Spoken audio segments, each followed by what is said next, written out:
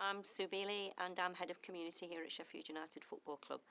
We try to offer projects for groups to do who would not normally engage with the football club and promote the enjoyment of sport to hopefully enable us to work positively with the community instead of us seen as being outside the community.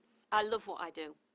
It's hard work, but I love what I do. There's lots of variety, there's lots of challenges. I can be delivering to a class full of children who come here to do something. I can be working alongside community groups on something that they're doing. It is very, very varied and enables me to work with a really broad base of people. When I was at school, the one thing that I wanted to do was actually teach. I always, even as a youngster, was always enjoyed looking after younger children, always enjoyed helping them learn how to do new things, and that continued until I actually graduated and I went into teaching. My father was actually a teacher. My mother was actually worked in an office. My mother hadn't been able to take her education past 16. And therefore she was very conscious of the fact of me being able to do something that she felt she'd missed out on. I embarked on a degree with a teacher qualified, with a teacher status, although I did my degree in history. In the school where I started off, there was a member of staff leaving. I went in on a trial basis, really. I enjoyed it and they were pleased with what I did, and academically it stacked up, so I was given a permanent job. But I ended up then teaching some languages, some sport, and very little humanities. I think I probably did about 15 years, maybe a bit more. I think I got to the stage where I just thought I'd like to do something a bit different. Can I utilise the skills that I've acquired to do something different?